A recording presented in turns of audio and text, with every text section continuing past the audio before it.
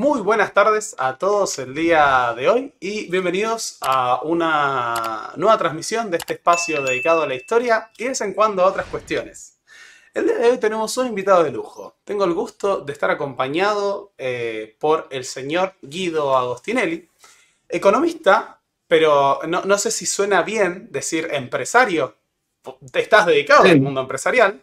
Esto es para la gente que dice, escribe teoría, pero no tiene éxito. No, él a su vez le va bien en el rubro, así que no es solo un teórico, es un hombre que lleva esto a la práctica y que además de ser colega en el espacio de Postdata, Guido está en el programa Sociedad de Responsabilidad Limitada, él mismo tiene su propio canal de YouTube que se llama Economía sin Falacias y además de su perfil personal pueden encontrar su perfil de Instagram, Economía sin Falacias. En la descripción de este video están los links a su canal, a sus dos perfiles y es el autor de un hermoso libro del que vamos a hablar un poco el día de hoy, que es Falacias Libertarias. ¿Cómo evitar caer en la estafa de moda? Así que, antes que nada, muchas gracias el día de hoy, Guido, por acompañarnos. Y más allá de presentarte, te quería, yo un poquito ya leí tuve ocasión de leer el libro. Me quedaron dos capítulos pendientes. Recién estábamos teniendo un problema técnico y aproveché a leer las conclusiones. Así que me quedan el capítulo 7 y 8, si no me equivoco. Y las conclusiones ya están. Pero más allá de haberlo leído, la pregunta que surge es, ¿cuándo empezaste a prefigurar el problema libertario? Uno de los planteos de tu libro es que no había que subestimar el alcance de este movimiento. Bueno, antes que nada, gracias, Pablo. Gracias por la invitación. Espero que se me escuche bien. Bueno, ahí espero que 10 sí. puntos. Bueno, muchas gracias. Para mí, siempre yo aparte también veo tus videos, veo lo que haces y a partir obviamente de Postdata también tuve más contacto con el programa que hacen. De hecho, vi el de Café Millennial, así que súper entretenido y me gusta mucho también lo que vos haces. Bueno, con respecto a tu pregunta, a ver, yo soy docente en la UBA. Desde hace 10 años que tengo un curso a cargo y la verdad es que empecé a notar que un montón de verdades que yo explicaba en clase, porque yo interactúo mucho con los alumnos porque no creo mucho en esa cuestión de ir ahí y dar charlas y que todos escuchen y que no haya interacción, que es un poco lo que yo sufrí en la universidad, más precisamente en económicas. Contrariamente a lo que dice Milei, en realidad teníamos un adoctrinamiento más de derecha que otra cosa, por eso me llamó mucho la atención ¿Cuántos años tenés, o evidentemente Guido? es un relato de él. Perdón Sí, la pregunta, ¿cuántos años tenés? yo 39. 39. Así que sí, a los 29 me hice cargo del curso, pero yo ya venía siendo ayudante y desde antes de terminar la facultad. Así que más o menos sí, a los 22 años empecé a ser ayudante de cátedra, de microeconomía, pero bueno, después tuve un curso de macro, que de hecho me gusta más la macro. Pero entonces lo que terminó pasando es que siempre en las clases, en esa interacción, uno podía construir o ver para dónde iban las oleadas o lo que la gente pensaba en general, previo al curso. Después en el curso lo que nosotros hacemos es estructurarlo de una forma en la cual, por eso ahora para mis alumnos se me dificulta un poco más a partir de las redes sociales, pero yo siempre daba una visión como muy neutra y siempre tratando de interpretar las distintas corrientes. De hecho, yo creo que ese ejercicio fue el que me facilitó porque mucha gente no puede creer que haya escrito un libro así sin enojarme, ¿viste? Porque yo no me enojo con la teoría libertaria, sino que la estudio en profundidad, me leí Rothbard, me leí Mises, me leí Hayek, Friedman, y todo sin enojarse, a veces es difícil cuando uno sabe que aparte están planteando una teoría equivocada, o que en términos generales no da buenos resultados. Entonces, siempre en las clases fue cuando me toca Friedman, tengo una clase exclusiva de Friedman, tengo una clase exclusiva de Keynes también, y cuando me tocan esas clases me pongo en ese rol. Y Sí, entonces doy toda la clase defendiendo ese rol. hay que explicar Eh, el sistema de pensamiento. Yo me recibí rindiendo políticas económicas y el tema que elegí fue Milton Friedman. La libertad de bueno, elegir, todo eso. exacto. Y Por entender eso. cómo pensaban. Y el No, mercado pero, envía mensajes a través de los precios, todo eso. eh, Por eso a veces exacto. una de las cosas que muchos de los liberales, estos nuevos aparatos de derecha ignoran, es que uno, a diferencia de ellos, sí leyó a sus referentes. También tuvimos que Claro. leer Hayek, muchos en ciencias sociales, o algunos que ellos ya no ubican, como, bueno, Schumpeter, entre otros. Sí. Bueno, ni hablar. Eh, Y esto me parece muy sólido. Vos tenés un abordaje muy ascético, si bien obviamente hay un posicionamiento muy claro a la hora de desarrollar tus ideas en el libro, y en general cuando vos hablas, vas mucho al dato, Claro. vas Sí, mucho sí, al sí. sistema de pensamiento y al desarrollo teórico que los y referentes liberales hacen. Sí, sí, sí, totalmente. Sí, y bueno, y por eso, básicamente, a ver, me fui dando cuenta de que acá había una necesidad de escribir el libro, era porque solamente ni siquiera hacía falta que hablen. O sea, yo antes hablaba de Friedman hace, no sé, sí, 10 años, 8 años, y las caras eran un poco de horror. Y últimamente, a medida que se van acercando las fechas en que ganó Milei, ya las caras eran como, bueno, no está tan mal, no está mal lo que dice. Entonces ahí me empecé a dar cuenta que, y esto también es importante porque los libertarios ahí, obviamente, imagínate en las redes, yo soy blanco de ataque constante, los libertarios, justamente lo que ellos hacen es no poder interpretar de que a mí la preocupación no era una cuestión electoral. O sea, el libro yo lo empecé a escribir un año antes, o sea, hace 2 años. Y justamente cuando lo empecé a escribir, Milei se iba a candidatear como candidato a presidente, y de hecho había muchos que sostenían que se iba a caer antes, que iba a acordar antes con el macrismo o lo que fuera, pero no lo hice por una cuestión electoral. O sea, de hecho pienso que incluso, mirá lo que te digo, es arriesgado, es contrafáctico, no lo podemos saber. Yo creo que si Milei no ganaba esta elección, ganaba la que venía. Porque la situación iba a ser, para cualquier ganador de las elecciones, iba a ser una situación compleja. Milei la está complejizando aún más, pero hubiese sido una situación compleja, o sea que me parece que justamente estos cambios culturales lo que hacen es que tengamos que prestar atención independientemente de los resultados electorales, ¿no? Así que esa fue mi preocupación y ahí empecé a escribir el libro. Absolutamente. Y no es un fenómeno aislado, como vos planteás. Es un fenómeno que uno puede observar a nivel mundial, si bien hay grandes diferencias después en el modelo de Trump con el que Milei simpatiza y muchas de las políticas que aplica. Me gustaría encarar por diversos apartados de lo que es tu trabajo. Uno de ellos sería plantearte la cuestión justamente de cuál es esta falacia de la falsa dicotomía que se plantea entre dos opciones, el liberalismo y el socialismo. Podemos asimilar, yo un poquito desde mi marco teórico también tengo una respuesta para esto, pero ¿necesariamente tenemos que asimilar el capitalismo al liberalismo? Bueno, no, no en su misma definición. A ver, el capitalismo es un régimen de acumulación. Bueno, pongamos digamos, yo no quiero dar definiciones porque es cierto que las definiciones siempre también están en disputa, digo, pero el capitalismo, lo que todos entendemos en forma muy generalizada, es una forma de organización económica en la cual claramente, a ver, para el marxista va a decir, ¿no? Que hay un explotador y un explotado, pero podemos decir que justamente en lo que se basa es que en el capital se vaya agrandando, vamos a decirlo así, o que se ejerza comercio justamente para que haya un sistema económico, es una forma de organizarse en la cual se intercambian bienes y bueno, en definitiva, justamente el marxismo va a dar una definición, otros van a dar otra y demás. Pero el liberalismo, en cambio, no es un sistema económico. El liberalismo justamente es un pensamiento, digamos, es una corriente de pensamiento en la cual cree que no tiene que haber intervención estatal. Pero el capitalismo en su misma esencia, de hecho, cuando nace y cuando se desarrolla, no prescinde del Estado. De hecho, no tenemos experiencias en la cual haya un capitalismo que prescinda del Estado. No, ahí siempre está el ejemplo de Estados Unidos, en algún caso muy puntual, pero en realidad a nivel general eso no ocurre, no es que hay un país que no tiene Estado. Entonces, no son claramente lo mismo. Uno es un sistema económico y el otro es una corriente de pensamiento. Por lo cual, asimilarlos es un error y eso es lo que hace Milei. Nosotros en el libro lo encaramos, que me parece la forma más clara de encararlo, cuando Milei muestra, hay una charla TED de Milei mostrándolo, incluso el descenso de la pobreza. A lo largo, eso se vincula con lo tuyo, con lo histórico, digamos que a lo largo de la historia, teóricamente, desciende la pobreza. Yo lo Por que las hago ideas también de la como método. libertad. ¿Cómo? Por las ideas de la libertad. Claro, por las ideas de la libertad, correcto. Lo cual yo siempre trato, eso también es una forma que abarco en el libro, que a veces me vale algunas críticas, que es que yo en vez de ponerme a criticar en forma muy rigurosa lo que ellos dicen, en principio lo tomo como válido para analizar lo que ellos dicen. Pues si no, si uno empieza a decir, bueno, cayó la pobreza o no cayó la pobreza, también lo podríamos discutir. ¿Por qué? Porque la forma en la que la están midiendo es con, con una cantidad de dólares fijo que lo que hace es decir, bueno, ok, cada vez más gente gana más que esos dólares fijos. en el tiempo.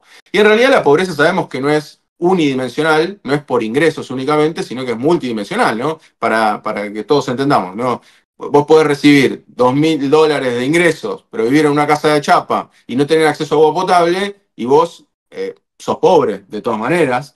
Y pues, lo que podría pasarte es al revés, podés recibir $100 por mes, pero vivir en una casa con todo el lujo, tener comida y sin embargo no ser pobre, vamos a decirlo así.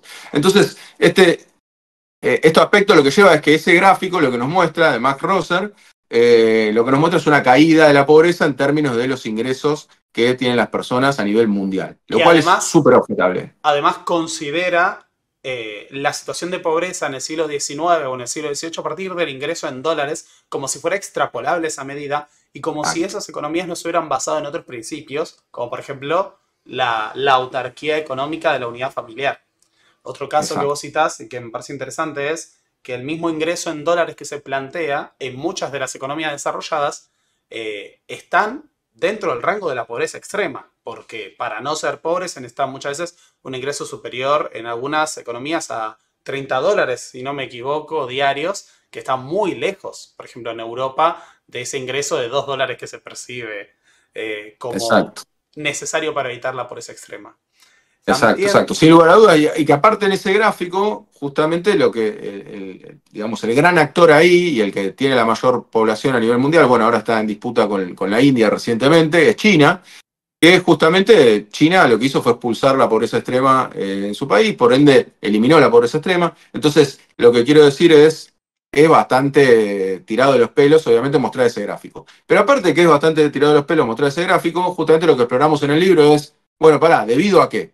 Porque debido a lo que vos, al anarcocapitalismo de Milei, no es debido al anarcocapitalismo. Pues si tenemos que revisar un poco a nivel histórico lo que se aplicó económicamente hablando, es un Estado presente. En todo caso, podemos discutir qué tipo de presencia del Estado, pero nunca un Estado ausente. De hecho, el gráfico ese muestra una caída de la pobreza entre los años 50 y los años 70 en forma más acelerada. Y justamente fue el auge, o lo que se llama la época de oro del keynesianismo. O sea, una intervención estatal más fuerte que lo que usualmente se venía dando a lo largo de la historia. Entonces, digamos, esta cuestión de tratar de emparentar al capitalismo con el liberalismo lo hace constantemente Milei, es una constante. Y nunca nadie lo frenó. Mirá que yo me he visto entrevistas, ¿no? A sí, mí la gente yo me he visto, creo que casi todas las entrevistas de Milei, y nunca nadie repara en decirle esto, ¿no? E incluso yo lo que también digo en el libro es, incluso para Marx estaría bien lo que está pasando. No pondría reparos, está bien lo que está pasando, quiero decir. Incluso para Marx sería un proceso lógico en el cual haya expansión del sistema capitalista, porque él habla de que es un sistema mejor a sus sistemas predecesores y que aparte va a llevar a otro sistema, ¿no? Pero digo, no hay, o sea, ese gráfico que ellos muestran no es concluyente en ningún sentido. Todas las corrientes ideológicas podrían estar de acuerdo con ese gráfico. además de marcar el desarrollo de las fuerzas productivas, también esta falsa dicotomía necesariamente coloca a Keynes y al intervencionismo estatal en el campo del socialismo, eh, cuando no Lo cual podría es una... haber Sí, nada más capitalista que Keynes. Y esto es un punto exacto. muy serio y sólido que nada, uno, de hecho, como alguien que ha pertenecido a la izquierda, al espectro de la izquierda ideológica, de hecho la izquierda marxista más dogmática históricamente que plantea, no, el keynesianismo es reformismo y es, entre comillas, la socialdemocracia que busca evitar la revolución.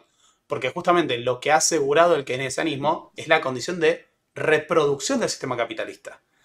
Exacto. En este punto es importante remarcar esta diferenciación que se hace en el libro entre el socialismo o el marxismo y la figura de Keynes.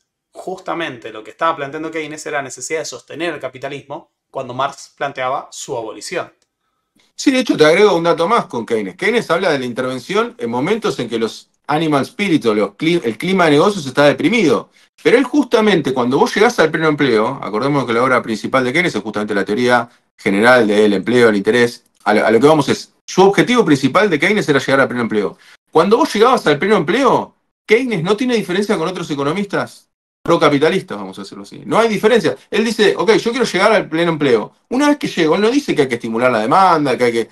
él no se mete más en esa cuestión. Ahí dice que el mercado es el que tiene que regular. Por ende, ¿cómo va a ser socialista eso, no? O sea, está claro que justamente como bien decís vos, lo que hizo Keynes fue relanzar la tasa de ganancia cuando el sistema capitalista estaba deprimido. Esa fue su función fundamental y que está muy lejos de ser socialista. Esto forma parte también de lo que vos llamás, y muchos utilizan esta expresión, el cherry picking, ¿no? La idea de seleccionar algunos elementos de distintas teorías para construir un edificio teórico.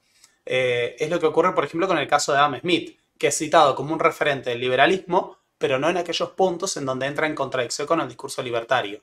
Por ejemplo, muchos de los autores liberales sostienen que los monopolios orgánicos, es decir, aquellos monopolios que sean por los mecanismos de mercado, son, entre comillas, positivos. Pero el propio Smith planteaba que el Estado debía intervenir para evitar el surgimiento de esos monopolios o la excesiva concentración de la riqueza. Sí, sí, totalmente. Aparte, de hecho, ya que decís Smith, mirá, hay una cosita que nunca expliqué del libro, justamente, que es que arranca todos los capítulos del libro con una frase de Smith.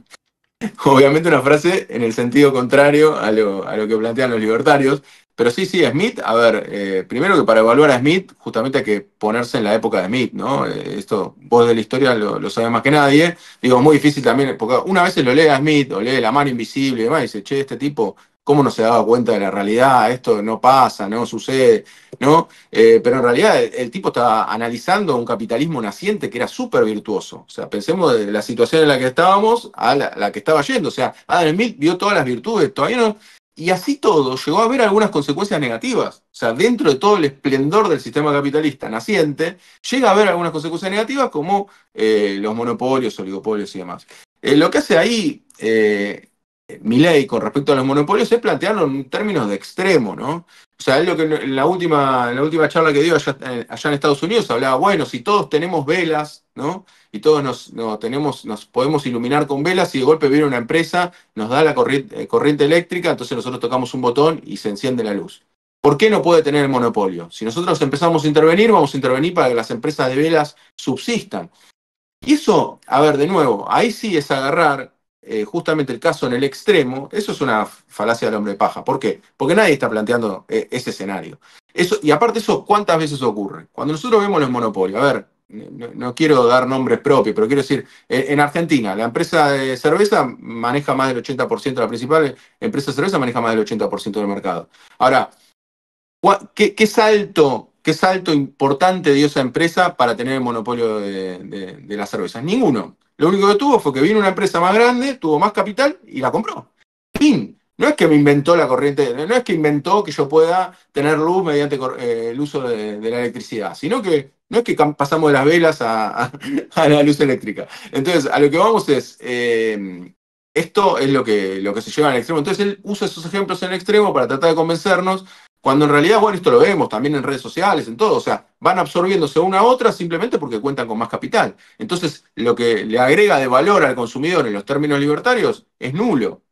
Entonces, bueno, después dicen, bueno, ok, pero va a ostentar ese monopolio y en algún momento eso se va a derribar, lo cual eso no ocurre.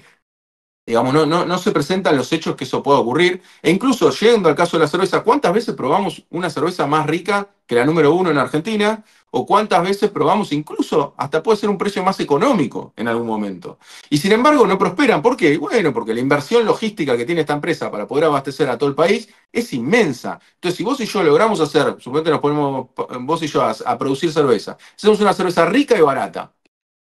¿Vamos a destronar a la empresa número uno de Argentina? Ni a palos, salvo que consigamos, por eso necesitamos un montón de capital para poder hacer esa distribución que de hecho no la han conseguido ni siquiera las multinacionales que han venido en el país. Entonces es mucho más complejo que la simplificación libertaria. La famosa expresión de yo si quiero puedo competir con Coca-Cola y si hago un producto mejor la voy a desplazar del mercado. Claro, por eso no ocurre, a ver, pero por eso es una teoría que después en los hechos no pasa. No pasa y no hay evidencia que eso ocurra. Entonces, no, alguno te dice, bueno, mira qué lindo ejemplo, mira, nunca lo usé. Alguno te dice, bueno, la Inca Cola en Perú. No sé si sabías, pero Coca-Cola intentó durante mucho tiempo entrar en el mercado y la Inca Cola resistía ese color amarillo que tiene la Inca Cola. Dicho sea de paso, me parece riquísima. Y al fin de cuentas, ¿qué terminó pasando? Bueno, Coca-Cola compró Inca Cola.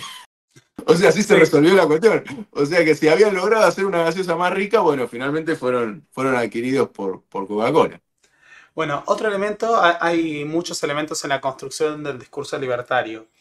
Uno de ellos es, vos planteabas, al citar distintos apartados de Adam Smith a lo largo de cada capítulo, que las raíces teóricas del fenómeno libertario en Argentina son muy específicas y se encuentran en la escuela austríaca. Ahora, ¿son esas ideas las que están presentes en el capitalismo histórico, como nosotros lo concebimos? ¿Son las ideas de No, no, Hayek? ¿Son las ideas de von Mises? ¿Qué no, tan sin lugar sólidas a dudas. son? Claro, no, por eso a mí, yo de esos autores, que no es de la escuela austríaca, que como mencionamos, es Friedman, que es monetarista de la escuela de Chicago. Yo creo que es el que tiene un poquito más de realismo dentro de lo que plantea la escuela austríaca, dentro de lo que, perdón, plantea Milley. Es un poco un ancla, yo no estoy para nada de acuerdo con Milton Friedman, pero sin embargo lo encuentro un poco más, trató de analizar, sobre todo en la década del 70, que es cuando hace sus obras principales, trató justamente de abordar una problemática actual. En Una cambio, lo que situación ocurre con los concreta y demás, no teórica, además. claro, exacto. En cambio, justamente la escuela austríaca, aparte de esto hay que tenerlo en cuenta, en los papers y demás, no son cosas que se discutan. Por eso Milei un poco la charla en Davos, a mí lo que me pasaba a mí en lo personal, me daba un montón de vergüenza ajena, porque era como tratar de darle instrucciones a los principales referentes a nivel mundial acerca de cómo tenía que ser la economía, siendo que no ocurre, que no funciona así, que no está en discusión eso. Hay un montón de cuestiones que no están en discusión y Milei, esta creencia en que el mercado asigna perfectamente los recursos, está totalmente probado que eso no es así. De hecho, a ver, ¿cómo podríamos probarlo? Alguno podría decir, bueno, pero si vos me estás diciendo que no hay anarcocapitalismo en ningún lugar, ¿por qué decís que eso está probado? Bueno, porque cuando nosotros nos acercamos hacia una realidad, que puede ser la supresión del Estado, lo que encontramos son resultados más negativos que positivos. Argentina lo tuvo en el golpe militar del 76, un retiro del Estado, y justamente lo que tuvimos fueron los peores indicadores económicos que podíamos obtener. O sea, la mayor caída del salario real de la historia argentina es en el año 1976, o sea, el primer año de la dictadura militar. Por eso uno podría decir, bueno, ¿qué ocurre en el mundo? Bueno, en el mundo, las dos grandes potencias, Estados Unidos y China, tienen una intervención fenomenal. Uno con un déficit fiscal inmenso, que es el de Estados Unidos y el plan de infraestructura más grande de toda su historia, China con empresas estatales, con una planificación central mayoritaria, empresas estatales, tanto de alimentos, de comunicaciones, de inmobiliaria, de todo lo que se te ocurra.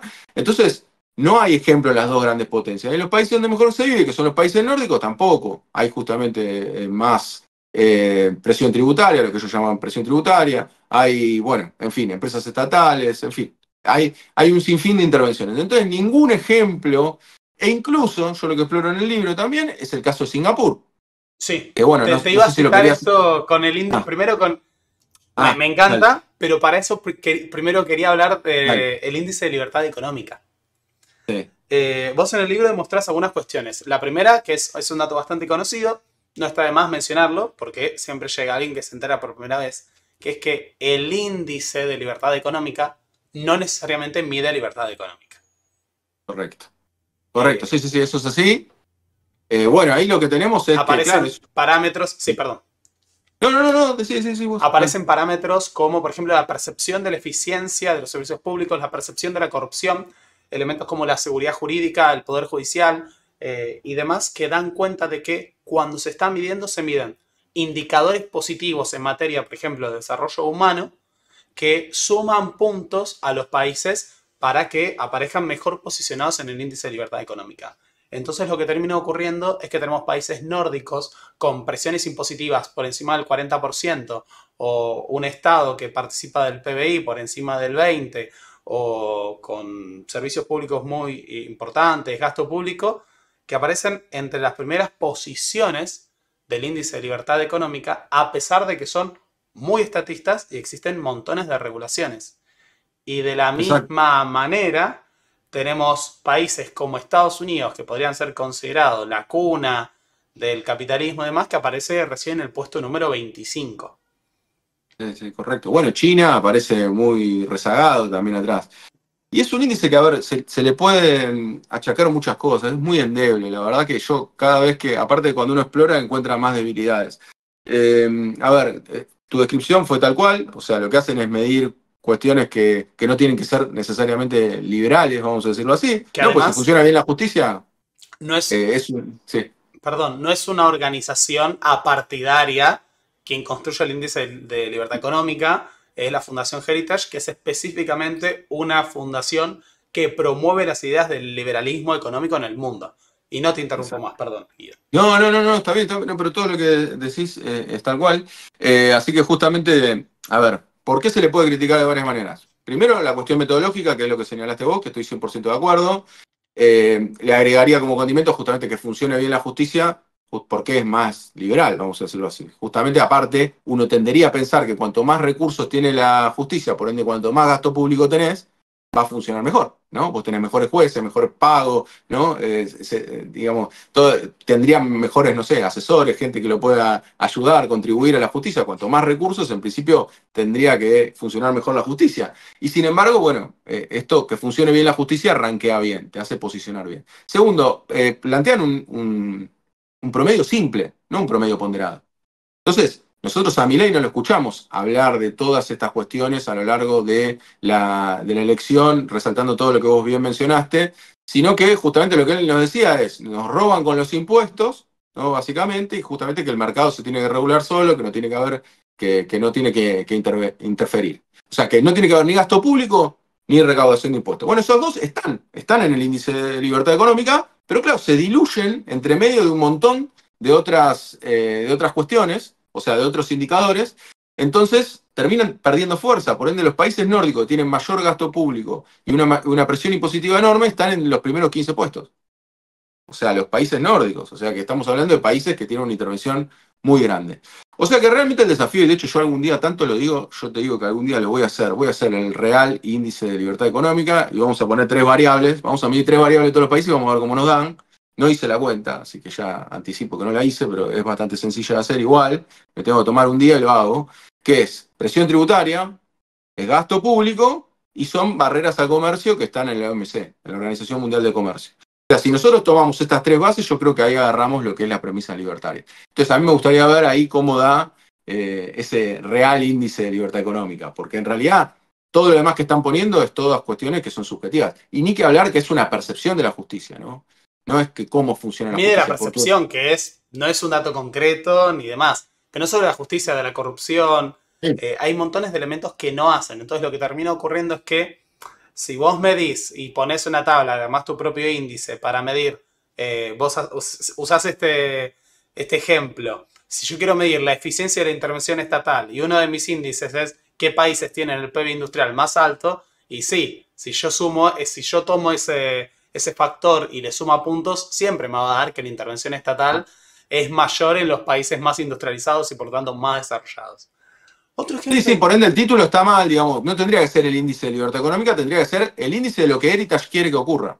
Que no sí, está mal, digamos, que no está mal, pero que lo digan así, porque entonces después lo que viene es Milei, lo tenemos que escuchar 5.000 veces repitiendo, los países que son más libres económicamente son los que más crecen. Y bueno, y es mentira, por lo menos en principio es mentira. O sea, los casos que se dan de mayor crecimiento son con un Estado presente. Entonces eso no ocurre. Ahora, ¿de qué se agarra? De este índice de libertad económica. Por eso la importancia, no es que nos queremos agarrar con Heritage o que tenemos ganas de discutir cosas por discutir, sino porque es lo que emplean ellos para darle algún tipo de sustento en datos que las cosas que ellos proponen en datos no se sustentan. Entonces la única forma que tienen que hacer es armar un ranking que le ponen este título. Que le pongan lo que Heritage quiere, que no me parece mal que alguien quiera eso, porque alguien puede decir, che, para mí el país ideal es esto, esto, esto y esto. Listo, hacelo. Incluso por eso, incluso viendo los resultados, también te das cuenta que hasta le falla.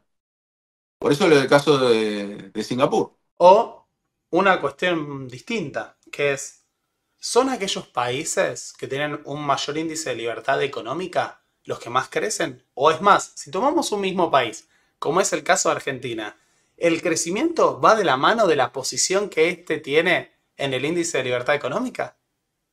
Claro, bueno, ahí analizamos el cuadro, lo llevé del libro, analizamos ahí en SRL, en Postdata, justamente si ven una de las últimas columnas, justamente hablamos de eso, veíamos cómo iba el índice de libertad económica y cómo Argentina, bueno, pareciera que correlacionara en forma inversa, o sea, al revés, caíamos en el ranking de libertad económica, kirchnerismo básicamente, el PBI aumentaba.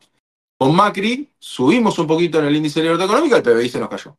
Y ahora, fíjate, es apresurado, vamos, recién estamos por llegar a los 4 meses, pero ahora Milei lo que dice es, yo lo que me propongo es subir en el índice de libertad económica, yo creo que lo va a hacer, hay que ver finalmente qué queda de la ley esta, de las leyes, de los decretos y demás. Si sube, va a tener una caída del PBI este año.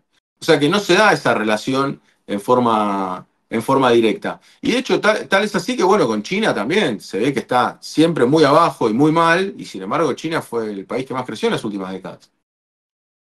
Esta fotografía entonces no termina de explicar qué es la libertad económica y tampoco es garantía del crecimiento. Esto que citamos. Estados Unidos no aparece siendo la economía más grande como la economía más libre. China, que es hoy en día la segunda economía más importante y a precio de poder adquisitivo es la economía más grande, está por abajo. Es casi como si hubiera que hacer lo inverso a lo que dice el índice de libertad económica. Y podemos tomar el caso de Argentina, en donde observamos que índices de libertad económica altos cor, co, ah, No, no, que estoy a con medida que resaca. crecemos en el índice de libertad económica, en realidad caímos a nivel PBI. Eso sería el caso de Exactamente. Argentina. Quería decir que eran inversamente proporcionales al crecimiento económico. Ahora, ¿qué pasa cuando observamos el caso del país más libre del mundo, que sería Claro, ese es Singapur? el caso, ese es el El caso de país más Singapur. libre del mundo. Yo apenas empecé a investigar el índice de libertad económica, empecé por ahí. Dije, bueno, voy a ver qué está haciendo el país número uno del índice de libertad económica de Singapur, que lo ponían mucho como ejemplo, ahora ya no tanto. Y bueno, lo que nos encontramos ahí es que, por ejemplo, el 8% del PBI está explicado por las empresas estatales. Entonces ya empezamos a decir, che, pará, acá es altísimo, ¿no? En Argentina, obviamente, no estamos ni cerca de esos valores. Entonces, después nos empezamos a preguntar, bueno, ¿qué hacen ellos? Bueno, primero, en cuestión política, tienen al PAP, que es el Partido de Acción Popular, hace más de 60 años en el gobierno. Por Que ende, estuvo tantas el libertades padre del políticas no hay. actual Sí, primer ministro en exacto. el poder antes de él. Exacto. Exacto. O sea que en realidad también habría que sugerirle a los del índice de libertad económica, más allá de que fuese libertad económica, tendría que tener en cuenta algún aspecto político, ¿no? O sea, si está el mismo. Me imagino que debe haber de corrupción, en principio se me ocurre que puede traer algún problema. Pero bueno, más allá de eso, el que tiene el mayor poseedor de tierras en Singapur es el Estado, que lo destina a planes de vivienda y a planes industriales. Y te dan una vivienda a más de 90 años en la cual vos vas, justamente te otorgan, te permiten construir, ¿no? Y vos no sos dueño de esa tierra, sino que la tenés alquilada por 90 años. Entonces, lo que hace es que vos de por vida tenés asegurada tu vivienda. Pero el Estado, sabiamente, no se desprende de la tierra. Entonces, uno podría decir, che, pero esto es una intervención. Imagínate si lo hiciéramos acá. A mí me hubiese encantado que lo hiciéramos Por acá, ¿no? supuesto. Pero bueno, también es un debate más profundo, porque uno me podrá acusar de decir, vos no querés que los trabajadores tengan su propia vivienda y que se lo puedan heredar a los hijos. Bueno, está. Es un debate que hay que dar. Yo no quiero hacer debates que estén más apresurados de cómo venimos corriendo, porque estamos atrás de ese debate. Pero digo, en Singapur están haciendo eso, o sea, cuidan la tierra, no es que se la regalan todos los privados. Luego decís, bueno, ¿esto qué tiene que ver con lo que plantean los libertarios? No tiene, de hecho, bueno, lo que yo digo del Estado y demás, también tiene la prohibición de mascar chicle. O sea, digo, va contra de hecho, también tienen penalidades corporales por distintos delitos. O sea que en realidad de libre, uno dice, no tiene nada Singapur. Solamente, por eso digo, y esto es lo que sí encuentro en común en todos los ejemplos libertarios, tienen bajos impuestos a las empresas. Punto. Entonces yo por eso, últimamente ya cuando me canso de debatir con un libertario y de mostrarle todas estas contradicciones, le digo, che, decime que vos militás que las empresas paguen pocos impuestos y ya está. Entonces que no se llame libertario, que se llame, no sé, somos los que queremos bajos impuestos a las empresas y listo. Porque después de Singapur, como este ejemplo le daba muy mal y no querían decir que apoyaban a prácticamente una dictadura, empiezan a bajar en el ranking y toman a Irlanda de ejemplo, ¿no? Y bueno, yo no me acuerdo qué versión te pasé del libro, pero bueno, en la última versión ya sale el caso de Irlanda, porque en la primera ya ni lo puse, pero cada vez que iban los debates, de golpe me decían Irlanda. Entonces justo tenía que hacer un viaje por trabajo a Europa, y agarré, me tomé un avión y me fui a Irlanda. Y Irlanda pasa un poco lo mismo. Presión tributaria, en este caso el IVA es del 23% en vez del 21% que tenemos nosotros acá. En definitiva, los impuestos a los trabajadores son muy altos. También tienen un plan con la vivienda, pero tienen unos problemas fenomenales porque la vivienda es carísima. Tienen empresas estatales, la de correo, la de la TV pública, y a su vez tiene una empresa estatal de agua que provee agua potable y gratuita para los residentes. O sea, para las zonas residenciales, mejor dicho. no para las empresas. Entonces vos agarrás, porque a mí qué me pasó, y eso no me salía ningún dato acá de esa información, pero estando allá, le digo, che, ¿me decís cuánto pagás de agua? No pagamos por agua. Entonces ellos directamente toman de la canilla agua y eso lo provee el Estado. Tú decís, pero pará, hay una presencia fenomenal del Estado. Ahora vos decís, bueno, ¿cuál es la cereza? Volviendo al cherry picking. ¿Cuál es la cereza linda que vos me tomás de Irlanda? Bueno, que pagan menos impuestos las empresas, 12,5%, que es mucho menor a la media europea, lo cual hace que las grandes empresas se instalen en Irlanda Que se y radiquen a raíz de eso, capitales, pero que son capitales que se generan en otros espacios. exacto, Que no es exacto. un proyecto que pueda aplicarse a todos los países. Irlanda es una pequeña isla con relativamente poca población que no puede aplicar ese modelo en un país de Europa continental, urbanizado y plenamente desarrollado, que sea el que genere los excedentes de capital que van a instalarse Irlanda. Con lo cual acá te da, y eso vos también lo sabés por la Argentina de comienzo de siglo, acá te da esa paradoja o esa cuestión de decir, bueno, ok, tiene un PBI grande y como la población es acotada, son 5 millones de habitantes en Irlanda, lo que ocurre es que el PBI per cápita te da alto. Es uno de los más altos del mundo el de Irlanda. Nadie lo niega eso. Pero a lo que vamos es claro. Imagínate, encima los medios locales, esto no lo pude contrastar contra los datos, pero lo que reportan los medios locales es que se están yendo muchos jóvenes de Irlanda porque no encuentran, justamente por este problema de la vivienda y demás. Con lo cual, si lo llevas esto al extremo, justamente va a haber cada vez menos habitantes y a su vez tenés un PBI cada vez más agrandado. Pero ¿cómo crece el PBI? Bueno, de un año al otro creció más de un 25%, si no me equivoco, en el año 2015 o 2012, ahora no me acuerdo cuál de los 2 años, creció un 25%, producto de que las patentes de Apple las registraron en Irlanda. O sea, fíjense, es contable, vamos a decirlo así. Entonces después lo dividen por una población reducida, te da el PBI per cápita más alto del mundo y te dicen, ven, el puesto número 3 de libertad, del índice de libertad económica, miren cómo creció, miren cómo crece. Y bueno, pero lo cierto es que Irlanda tiene múltiples dificultades. Y ojo, no estoy criticando a Irlanda, porque justamente Irlanda también tiene intervención estatal. Pero quiero decir, tiene dificultades como el resto del mundo en general. Y a su vez también, dato que no suelo decir, es uno de los países también per cápita más endeudados del mundo. Y uno de los más endeudados también es Singapur. O sea que también tenemos un nivel de endeudamiento muy alto en estos países que supuestamente tienen libertad económica. Bueno, por otro lado tenemos el caso de Argentina y la Argentina del granero del mundo. Hay montones de motivos que se pueden achacar, ¿no? Que más o menos son conocidos. Una baja población, enormes extensiones de tierra, una coyuntura extraordinaria de precios internacionales altos de los alimentos y demás. Ahora, también hay elementos que son parte del cherry picking que hacen los libertarios a la hora de evaluar esa Argentina del granero del mundo como el modelo a seguir. Y uno de ellos es, por ejemplo, ¿qué ocurría con los impuestos? Bueno, eso está claro. Eso está en el libro, justamente. Y justamente lo que ahí se puede ver por la información que tenemos, que también hay que tenerlo en cuenta. La información de las cuentas nacionales en Argentina hasta la década del 30, del 40, es endeble. De hecho, toda esta es la fuente de Madison, que me imagino que vos la debes haber Sí, explorado, porque bueno, es un tema histórico bastante. Yo hice en mi canal de quiero, YouTube, hice un tutorial. quiero que Pero sepas hice el que vos tutorial descargando el Excel. me ganaste de mano, pero mi proyecto Sí. era cuando volviera al Colorado, le iba a obligar a, que todavía lo voy a hacer, creo, a desmontar algunos mitos en torno a la Argentina de granero del mundo y el modelo de Milei. Sí, Esto, los no, 100 años de decadencia, que no son, no hay manera de sí. corroborarlos ni contrastarlos, ni hablar, ¿no? Si uno agarra la evolución económica de Argentina del siglo XX, vos un poco me ganaste de mano, pero todavía lo voy a hacer. Seguramente lo haga. No, Lo voy a no, obligar al sí. Colorado, nos vamos a sentar a hablar de eso.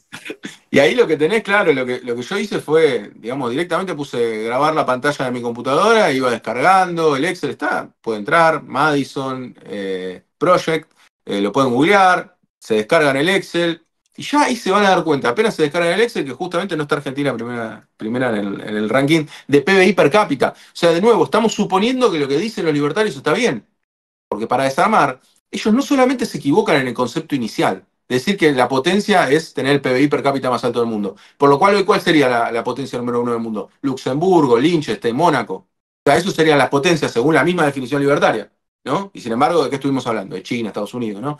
Entonces, el PBI per cápita, no de hecho, China aparecería muy abajo en el ranking, si uno lo evalúa por PBI per cápita. Pero así todo, o sea, fíjate cómo son a veces cometen doble falacia los libertarios, no se alcanza una, sino no solamente es falaz decir que la potencia número uno tiene que ser la de PBI per cápita, sino que cuando vas a ver el PBI per cápita ni siquiera éramos primero. Ya eran un ranking de 36 países solamente, sobre 169 que mide Madison, y encima ni siquiera estábamos primero. Pero no evadiendo tu pregunta, a lo que voy en términos impositivos, lo que encontramos, recabando los datos históricos, en esto también me colaboró Cristian Caracoche, que también fue mi compañero ahí de maestría, y que justamente ahí lo que encontramos fue que los impuestos a las importaciones eran muchísimo más altos que los que tenemos hoy. Entonces, el Estado justamente recaudaba vía impuestos a las importaciones. O sea que encima también, si tomamos como válido que Argentina era potencia, lo cual no es cierto, pero supongamos que a Argentina le iba más o menos bien, bueno, si tomamos que le iba más o menos bien, que también es cuestionable, fue a base de que un Estado que recaudaba mediante importaciones, que encima las importaciones eran fundamentales, porque no había tanta producción industrial local. Por ende, era una fuente de recaudación muy importante para Argentina en ese momento. O sea que, básicamente, esto se cae por dos lados. O sea, realmente, por eso yo pienso que tampoco suelen dar debate los libertarios, que siempre hacen las entrevistas con los periodistas que les conviene, porque todo esto, si alguien más o menos lo estudió, se lo tiene que poder rebatir. Absolutamente. Uno de los puntos muy sólidos de tu libro es la enorme existencia de datos, cuadros, que demuestran y contrastan muchos de estos planteos. Uno de ellos tiene que ver con esto que vos recién planteabas, que es el tema de los impuestos y la apertura económica. ¿Qué pasa cuando nosotros analizamos, por ejemplo, en la larga duración, los niveles de apertura económica y los niveles de las exportaciones argentinas? Bueno, sí, ese es otro dato totalmente. Sí, lo que encontramos es que justamente no hay una correlación. Eso también, a veces uno ve que se comporta en forma oscilante, ¿no? A veces lo que puede pasar, digamos, en los casos de apertura comercial, sin ir más lejos, Argentina no necesariamente comercializó más con el mundo. De hecho, lo que nosotros tomamos como parámetro en el libro es, por ejemplo, en la época de Macri y demás. Ahora, ¿qué es lo que pasa? Supongamos ahora con Milei, hagamos un poco de futurología para llevarlo un poco a la actualidad. Bueno, ¿qué es lo que puede ocurrir? Ahora, si la economía se cae con Milei, como se está cayendo ahora el PBI este año, ¿uno tiene que decir necesariamente que va a comercializar más con el exterior? Bueno, seguramente las importaciones debieran, más allá de que hay un reemplazo, hay que ver cuál de las dos variables pesa más. Uno lo que podría decir es, si cae la actividad económica, generalmente correlaciona bastante bien con las importaciones. Cuando cae la actividad económica, importamos menos.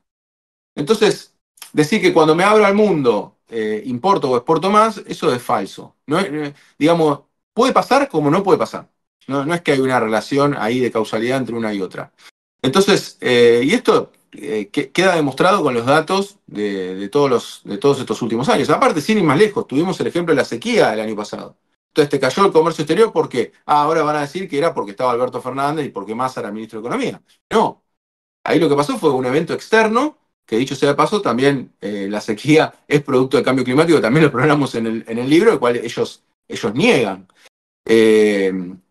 Así que, sin lugar a dudas, no hay correlación de este tipo. Hay otro tipo de correlaciones que ellos dan, que es, por ejemplo, la baja de los impuestos trae mayor cantidad de inversiones y trae un mayor blanqueo de la economía en general, lo cual, después del libro, cuando lo presenté en Paraguay, estuve investigando ahí un poco la economía paraguaya, entrevisté 2 economistas paraguayos, bueno, eso ya lo voy a publicar en algún momento en YouTube, espero en estas semanas. Justamente lo que te dicen es, acá tenemos una carga impositiva bajísima, de las más bajas de la región en Paraguay, y sin embargo lo que tenemos es un nivel de informalidad cercano al 70%. O sea que es otra premisa libertaria que se cae. Cobras más impuestos y el nivel de informalidad lo tenés alto igual. Y con respecto al mercado laboral, lo mismo. Las cargas sociales altas en Argentina trajeron mayor desempleo.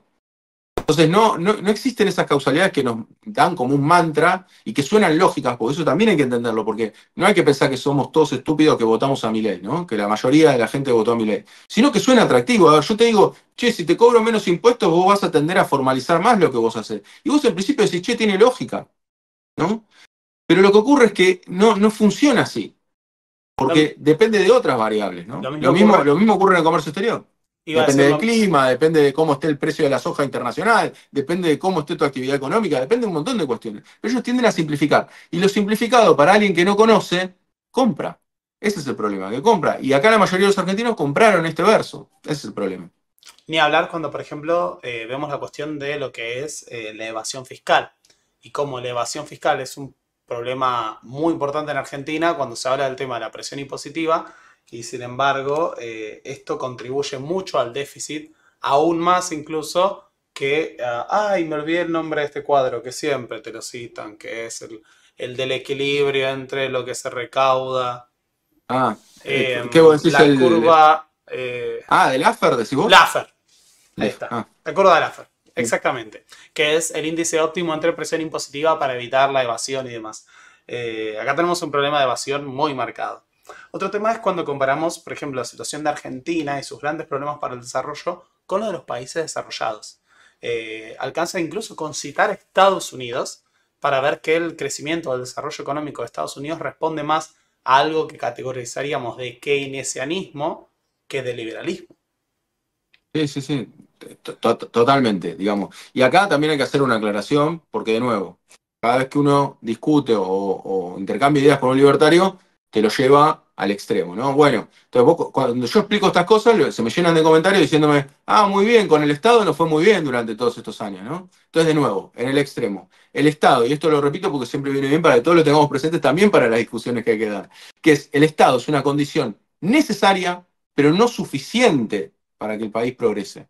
Entonces, lo que queremos decir es, un Estado bobo, agigantado, no sirve. No sirve, eso está claro, eso hay que tenerlo presente. Eh, el Estado justamente de Estados Unidos es un Estado intervencionista al mejor estilo keynesiano. ¿Por qué? Porque tiene déficit fiscal de hace más de 20 años, tiene plan de infraestructura, tiene niveles de endeudamiento altísimos y tiene niveles de emisión también altos. Entonces, ellos cuentan con una gran ventaja también, que es tener la moneda hegemónica, la moneda que generalmente es aceptada. Que ojo que cada vez más se está cuestionando esto ya desde hace varias décadas, ¿no? De hecho, bueno, hoy leía justamente acerca de cómo subió su precio el oro, y que justamente es a raíz de que, bueno, que en algunos bancos centrales del mundo ya están empezando a tener más cantidad de oro en vez de dólares o de deuda de Estados Unidos. El Lo caso cual de yo Zimbabue, por las dudas, que anunció la creación de una nueva moneda basada en el oro y no en el dólar. Por eso, esto es algo que, a ver, contrariamente a lo que fueron los pronósticos históricos, Estados Unidos, para mí va a ser más agónico esta cuestión, ¿no? Se va a ir dando a través de las décadas, quizás llegue un tiempo, ¿por qué? Porque todavía Estados Unidos tiene la potestad para emitir deuda y que se considere esa deuda de riesgo cero, lo cual el otro día lo explicaba también en SRL, que es la cuestión del riesgo país. O sea, si vos, el riesgo cero que consideramos en las finanzas a nivel mundial es la emisión de deuda de Estados Unidos. Entonces es algo que no va a defaultear. ¿Por qué? Porque Estados Unidos, llegado el caso que tenga el vencimiento, emitirá y pagará esa deuda. ¿Estamos? Pero todavía tiene esa potestad de Estados Unidos. Entonces Estados Unidos es una economía muy particular, pero que sin lugar a dudas es el eje, para mí, yo siempre lo digo más en el extremo todavía, para mí Estados Unidos es más keynesiana que Keynes. O sea, Keynes no estaría de acuerdo con que haya 20 años de déficit fiscal, para nada. Él No, diría, che, pará, tu intervención tiene que ser provisoria, no crónica. Entonces es algo nuevo, es algo, yo te diría que es difícil que algún economista te diga, la teoría de Estados Unidos es mi teoría, o es muy difícil, porque es muy difícil que alguien diga, che, tiene que haber déficit crónicos. Y de y hecho tiene más gasto público, por ponerte un ejemplo, que es un dato poco explorado. Gasto público sobre PBI, tiene más gasto público sobre PBI Estados Unidos que China. o los países de la OECD tienen mayor presión impositiva que Argentina como norma. Argentina se Claro. ubica en torno al 29%, el promedio de ellos en torno al 34%, y los países nórdicos están por encima del 40%. Y Estados Unidos a su vez tiene una serie de políticas que son sumamente proteccionistas. Desde las sanciones que se aplican ante empresas que quieren operar o que operan como China y demás, hasta el compre americano por parte del propio Estado estadounidense. Exacto. Sí, sí, en las licitaciones, si vos sos una empresa norteamericana, tenés ventajas por sobre las otras empresas. Lo cual digo, por eso digo, es criticar para entender que no es libertario, ¿no? Pero para mí me parece bien. Me parece una buena política llevada adelante. Y de hecho también, como para chequear los datos, que yo ahí en el libro justo no lo volqué como cuadro, en un próximo libro tendría que hacerlo. En el OMC ustedes pueden entrar, buscan OMC y ponen barreras a las importaciones, Está exportaciones, presente eso en el barreras al libro. comercio. ¿Cómo? Tenés un cuadro de la no Ah, correlación entre barreras no, entre económicas y barreras de los exportaciones. países, digo. Cuando uno se fija las barreras, es un cuadro que usa la OMC, uno puede ver ahí que los que más barreras ponen son Estados Unidos y China. O sea, son los que tienen más dificultades para comercializar, en teoría, o que ponen más trabas. Ahí la OMC justamente también rescata las medidas antidumping, por ejemplo. Ahí también rescatan justamente lo que es medidas sanitarias, ¿no? De la cual Argentina fue víctima, ¿no? Y aparte también acá hay que tener en cuenta que Argentina es acusada generalmente de no permitir la importación de mercadería, pero justamente no tenemos en cuenta que, por ejemplo, en Europa se dan subvenciones para esa producción. O sea que en realidad está todo tocado, eso como para que se entienda. La economía está toda influenciada por los estados, porque los estados se dan cuenta que están en una carrera en la que todos quieren ganar y quieren tener una mayor expansión, un mayor crecimiento. Entonces, ¿qué es lo que ocurre? Bueno, vos tenés un determinado producto agrícola en Europa y justamente te dan subvenciones para que seas más productivo. Y después esos productos también intentás venderlos en Estados Unidos, en Argentina. Y Argentina después pone barreras para importar y dicen, ah, no, Argentina pone barreras para importar. Empiezan a hacer despelote en la OMC. Y en realidad, bueno, están interviniendo como se interviene en cada país. Ahora, a mí, Guido, me explicaron que la intervención del Estado es perniciosa para el desarrollo económico y que a mayores niveles de gasto público, la economía tiende a contraerse. Bueno, por eso no, porque justamente ahí vemos los dos ejemplos, de China, Estados Unidos, por eso no. La intervención, lo que pasa es que, a ver, de nuevo, ahí, ojo con eso, que es lo que señalaba antes, que es lo de condición necesaria y no suficiente. El Estado, después no es que tiene que gastar por gastar. El Estado tiene que ser muy inteligente. Estamos, por ejemplo, bueno, ahí hay un texto de Evans muy, muy lindo que habla justamente de cómo tiene que actuar el Estado. Ahora no me acuerdo el título ahora, bueno, ya me va a salir. Bueno, hay un texto muy, muy interesante que habla justamente, que acá sí podríamos discutir, de hecho podríamos discutir ahí dentro de la corriente intervencionista cómo intervenir, pero justamente hay muchos que dicen, bueno, hay que intervenir para que justamente haya una burocracia enraizada. ¿Qué sería esto? Que justamente el Estado te facilite el hacer negocios. Acá podríamos entrar en un debate, si se quiere, más filosófico, pero justamente los países que han logrado desarrollarse también en forma que no son potencia, pero que han tenido un buen desempeño, por ejemplo, el caso de Corea del Sur, es un buen ejemplo. ¿Y qué hizo el Estado? Bueno, se puso al servicio de los exportadores. Que eso sería algo interesante para pensar acá, ¿no? O sea, decir, bueno, ok, ¿por qué el Estado no puede poner el foco? Porque uno piensa al Estado y ya desdibujaron tanto los libertarios la figura del Estado que parece que el Estado lo único que hace es darle plata a la gente que no llega a fin de mes, ¿no? A grandes rasgos, ¿no? Pero en realidad el Estado justamente lo que puede hacer es, por ejemplo, darte exenciones impositivas, puede darte créditos a tasa más baja. ¿Para qué? Para que vos desarrolles un bien y lo puedas exportar. Ahora uno podría decir, che, bueno, en realidad querés que ganen los que siempre ganan. No, bueno, un bien industrializado que te permita exportar, lo que hace es que vos cuentes con más dólares, por ende que vos tengas mayor soberanía. Entonces, el día de mañana puedas importar o que tus salarios puedan ir en aumento en función de que no necesitas continuamente estar devaluando la moneda. Entonces, todo esto es política industrial.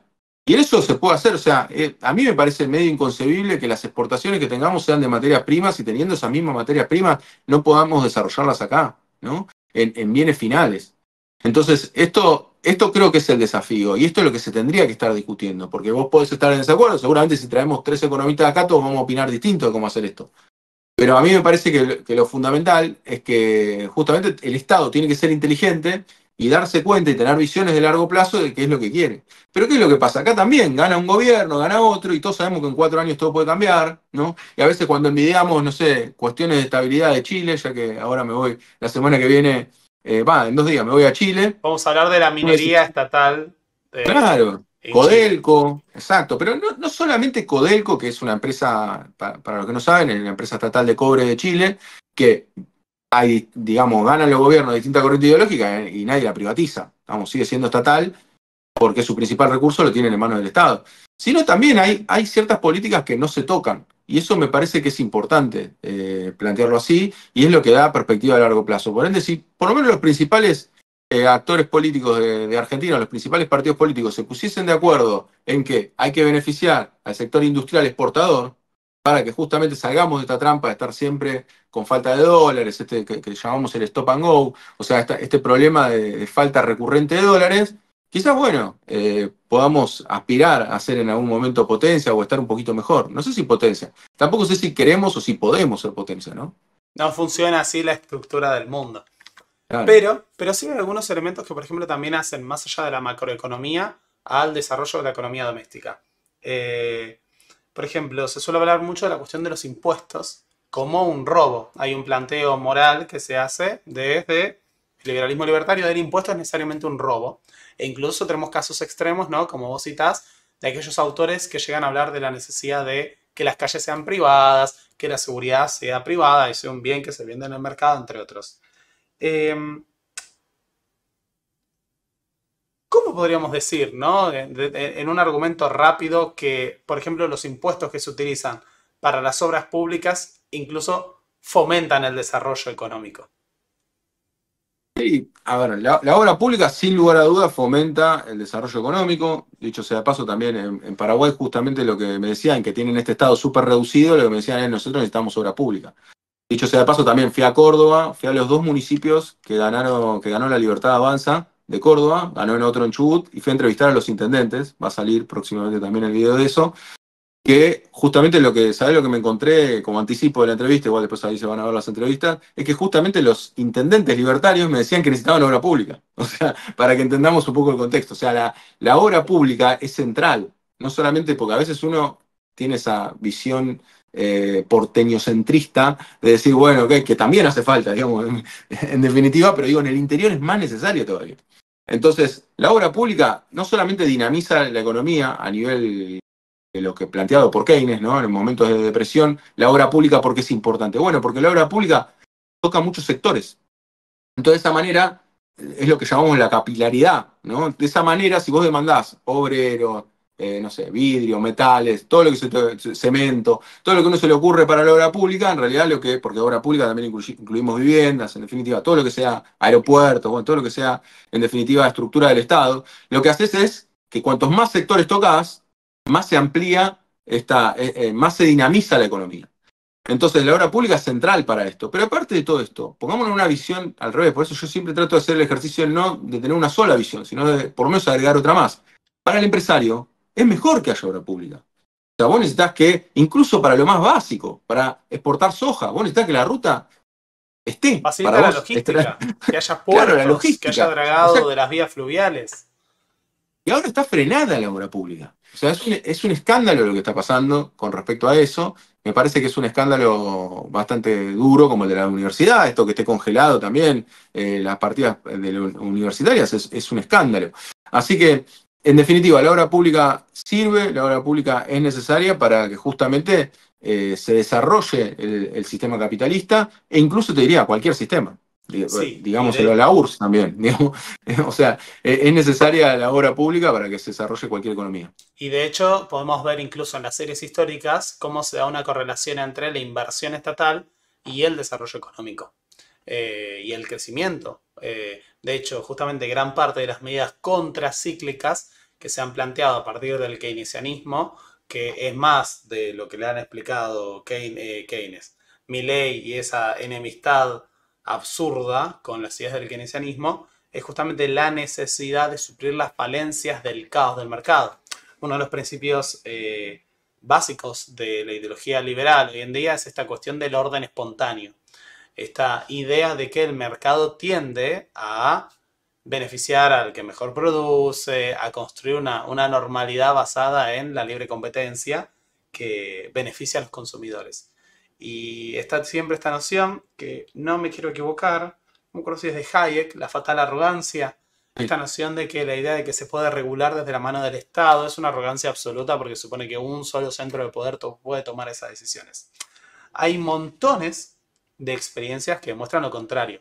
Hay un caso que vos citás que me parece interesante, que es por ejemplo el negocio inmobiliario, el hecho de el caos que suponen los espacios urbanizados a partir de la iniciativa privada y muy al contrario el mayor aprovechamiento de recursos que supone la planificación del sistema de viviendas. Y acá no quiero hacer una apología a la Unión Soviética después de haber pisado Rusia, pero creo que hay un punto en eso.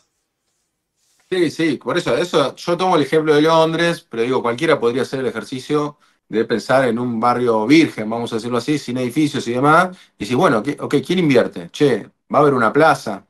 Puedo construir la altura que quiera, que era el caso de Londres. Bueno, construyo un piso de 50 pisos. Ahora vos no tenés una reglamentación de que no te van a poner al lado un edificio de 100 pisos. Y te quedes sin luz. O sea, las normas son fundamentales para el capital. Ya por eso digo, Por eso a mí me parece que es interesante esta esfera, porque a veces uno, sobre todo por lo que escucho, por los medios, y por eso yo creo que en el libro le di ese enfoque un poco distinto, que decir, che, no nos podemos resignar al capital, los trabajadores, que me parece algo importante, que es algo que nosotros ya per se tratamos de defender, los derechos de los trabajadores, sino que también hay que pensarlo desde la perspectiva del capital. Desde la perspectiva del capital tampoco le sirve eso. Entonces, no le sirve que no haya previsibilidad. Y el caso de Londres es un caso, a mi modo de entender, bastante revelador, porque justamente no se producían inversiones porque destinaron una parte de Londres, cercana ahí al puerto, para que cada uno pudiera construir lo que quisiera. Y nadie construyó. O sea, entonces tuvieron que al final dar marcha atrás sobre ese plan, porque en definitiva no funciona así, vos necesitas reglas, el Estado necesita poner reglas. Así que me parece que eso, y me parece que no te contesté también la pregunta anterior, después me quedé pensando, que es lo de que los impuestos son un robo, va un poco en el mismo sentido. Justamente los impuestos son una contribución a que nosotros vivimos en sociedad, pero vivimos en sociedad porque les guste o no les guste, es como vivimos. Entonces ahí te dicen, no, bueno, primero que yo no conozco a nadie que por no pagar los impuestos lo hayan metido en cana, por lo menos acá en Argentina. En Europa capaz, pero acá no. Entonces, es una imposición, por supuesto, bueno, es una forma en la cual uno colabora para vivir en sociedad. Ahora, vos si querés te puedes ir, vivir en medio de la selva, no sé, en el Amazonas, y me imagino que nadie te va a ir a buscar. O sea, vos vivís acá y pagás ese impuesto. ¿Lo pagás de forma voluntaria? Y no, por supuesto, porque imagínate si algunos pagáramos y otros no, todos dejaríamos de pagar. No funcionaría el Estado y por ende no seríamos un país nunca desarrollado. O sea, en definitiva, los impuestos son algo necesario y algo que ocurre en todo el mundo. O no existiría la superestructura jurídica que permite la existencia de la propiedad privada. Claro, exacto, claro.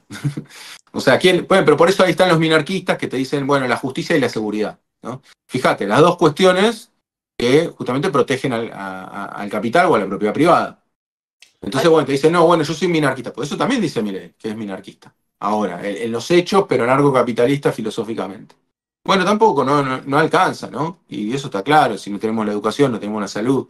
Bueno, no tenemos las obras públicas, la infraestructura. O sea, no funciona, no hay caso, pero yo no estoy diciendo que no hay caso, porque ahí Milei lo que te contesta es una falacia ad populum, ¿no? Vos me estás diciendo que ningún caso ocurrió. No, yo no estoy argumentando que porque en ningún caso, y eso también, Milei usa muy mal la falacia, ¿no? Porque él, el otro día lo vi en una entrevista con Chiche Helblum, que no me acuerdo qué le decía, le preguntaba y él decía, estás haciendo una falacia ad populum. No, para. Decir que en ningún lugar del mundo ocurre esto no quiere decir que porque no ocurra en ninguna parte del mundo va a salir mal. Vos estás dando un dato de la realidad. O sea, no ocurre esto, y los países que han progresado lo han hecho con Estado. Entonces, uno lo que está dando es una información. Ahora, es verdad, puede ser, digamos, obviamente uno cuando piensa en el sistema esclavista, piensa, bueno, en un momento todos comercializaban esclavos y demás, y un día, bueno, no sé, Espartaco, bueno, en eso vas a saber más vos que yo, digo, dijeron, bueno, ok, esto se termina, hubo algo que hizo que, ok, cambiaran las cosas y cambiaron para mejor. Quiero pensar que fueron para en la mejor. servidumbre Entonces, medieval. claro, Que al menos lo consideraban, tú eres cristiano, tú eres una persona. bien. Bueno, y entonces, obviamente, no quiere decir que, porque es verdad, no hay que caer en esa falacia, pero yo lo que quiero decir es, cada vez que nos acercamos, si no la falacia, también está la falacia del nirvana, que es justamente plantear todo en cuestiones ideales, que eso lo hacen los libertarios, ¿no? Porque vos cuando decís, che, cuando tu experimento liberal nos fue peor siempre. Entonces dices, no, porque no aplicaste la primera generación, la segunda generación de medidas, o en realidad hiciste esto, hiciste lo otro, ¿no? Siempre hay algún argumento, bueno, pero pará, toda la evidencia lo que nos muestra que cada vez que liberalizaste la economía nos fue peor. Entonces, ¿por qué ahora va a ser distinto? Entonces ahora te dicen, no, porque ahora tenemos superávit fiscal. Está la nueva, la más actualizada. La verdad es que... Estaba por ir Ah, hacia esa dirección. Hacia sí. dos cuestiones. Dale, no, decime. Una que no me queda claro, y necesito que me expliques, por favor, es si la inflación es en todo momento y lugar un fenómeno monetario. Elemento que aparece en el planteo de Milton Friedman y no de los austríacos. Y un detalle, acá quiero citar a Guido. Alguien acá en el chat había preguntado por qué en Argentina existen impuestos que en otros países no. Pero hay otra cuestión. En Argentina, voy a citar a Guido, como demuestra, el 89% de la recaudación depende de una serie de impuestos muy acotados y el resto son absolutamente secundarios. Así que en realidad en la práctica lo que importa es el IVA, impuestos brutos y demás. El resto quedan en un margen absoluto. O sea, el 89% de la presión fiscal depende de impuestos que existen en todo el mundo y que en otros países son mayores. De hecho, en la mayoría de los países desarrollados. Ahora sí, la inflación, ¿es en todo momento un fenómeno monetario, Guido? Por favor, Eh, necesito que me desasnes. es muy larga la respuesta claramente es no, pero digamos, yo ahí ya, digamos, para explicarlo en forma acabada, más o menos se necesita media hora, pero para hacértelo más simple todavía y más de actualidad. El viernes a la noche, sí, el viernes a la noche, si no me falla la memoria, Caputo, vamos por eso, un tema bien de actualidad para responder esta pregunta, Caputo dijo que no iban a homologar los acuerdos de las paritarias que estaba haciendo Camioneros con la otra parte, con la patronal, vamos a decir así. Y explícitamente dijo Caputo que no lo hacía porque le subía la inflación. O sea, él está diciendo que no está homologando el aumento de salario porque le genera inflación.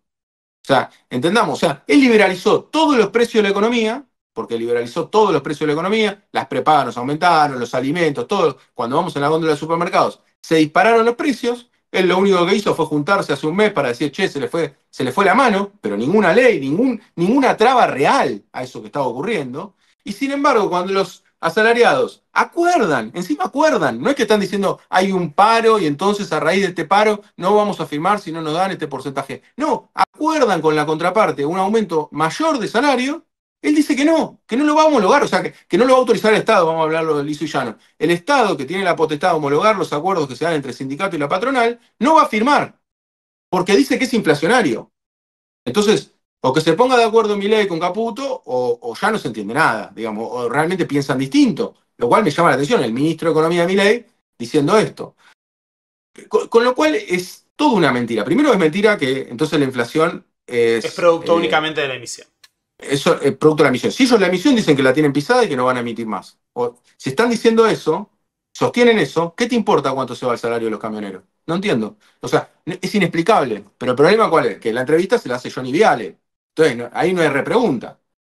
Igual, de todas maneras, a decir verdad, algo le tiró algún que otro palito, porque ya hasta Johnny Viale se daba cuenta de que, che, me está diciendo algo, ¿por qué? Sobre las paritarias te metes y sobre el resto no. Por eso digo, esto es algo evidente, es evidente que la intervención es sobre solamente un sector. Por eso cuando nosotros decimos, bueno, entonces, ¿qué es lo que está? Si me dejas liberar los precios, ¿los precios qué es? Es lo que puede determinar el empresario. ¿Y el trabajador qué puede hacer? Disputar por su salario. Entonces al empresario le dejas fijar el precio donde quiere y al trabajador no le dejas acordar el precio de su trabajo.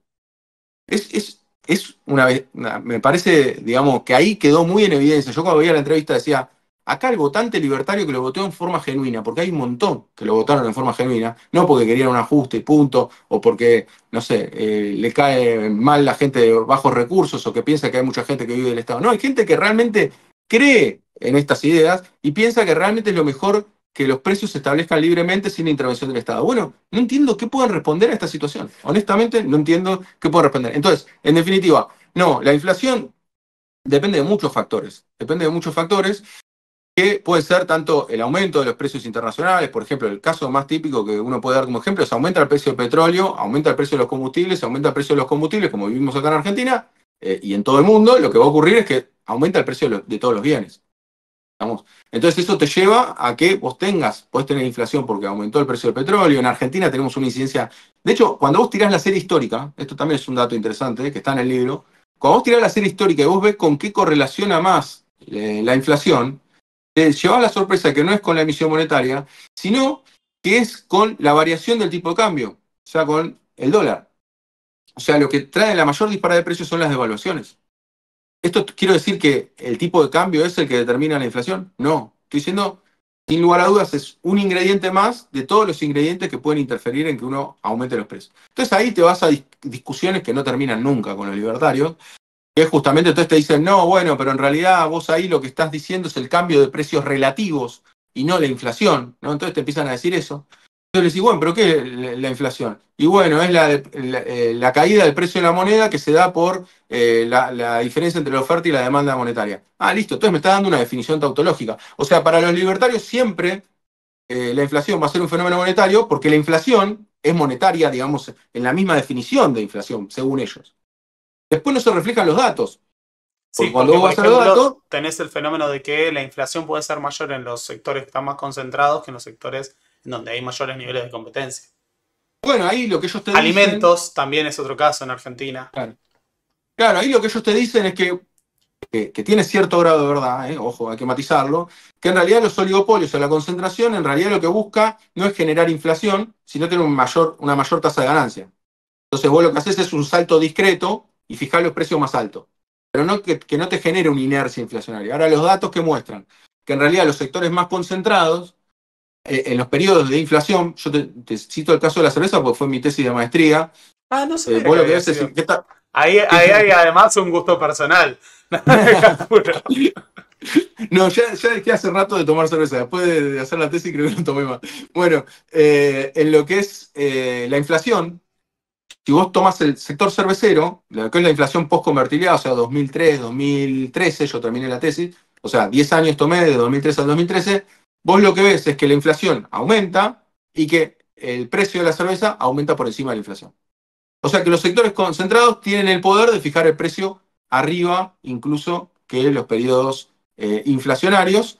No así los sectores, o sea, lo que llama el autor, en este caso fue una investigación de Martin Shore, los autores, los que tienen rama escasamente concentradas, justamente fijaron los precios por lo general por debajo de la inflación. ¿Esto qué quiere decir? Donde hay más competencia.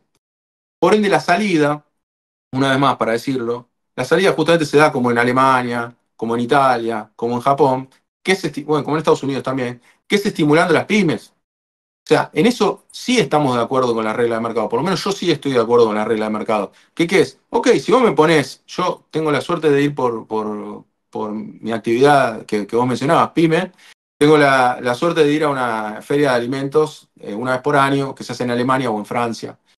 Vos tenés que ver la cantidad de productores. Por ejemplo, te agarra un producto al azar, de arroz italiano o de fideos italianos. Yo no quiero exagerar, pero yo por lo menos solamente con digamos, empresas que exhiben, que tienen ese producto, debe haber 100, 200. Vamos, hay una competencia fenomenal sobre ese bien. Ahora, ¿qué es lo que ocurre? Bueno, efectivamente llegan todas a un nivel de precios muy parecido. Entonces, y lo que hacen es competir en forma muy, muy brusca entre ellas. Y eso me parece que está bien. Primero que generan una cantidad de empleo fenomenal y que aparte hacen que el precio tienda a la baja. Y eso es cierto. Entonces, a mí me parece, en definitiva, eso, que lo que hay que lograr en términos, si se quiere combatir la inflación, es que haya cada vez más competencia, que justamente tengamos presente que aparte también todo lo que es, porque eso también, falacia del espantapájaro, ¿no? Bueno, ustedes quieren combatir la inflación con el control de precios. Para nada. Para mí me parece una pésima política el control de precios. Lo que pasa es que en un momento donde vos tenés totalmente desbocada la inflación, es un freno. De hecho, la demostración de esto fue la inflación de diciembre, que fue el 25,5, cuando venías con un gobierno en retirada en noviembre, que ya sabía que se iba, porque del 22 de noviembre en adelante tenés un gobierno en retirada, la mitad. Entonces, evidentemente, los precios controlados funcionaron como medida de corto plazo. Nadie dice que hay que controlar los precios sin eternum.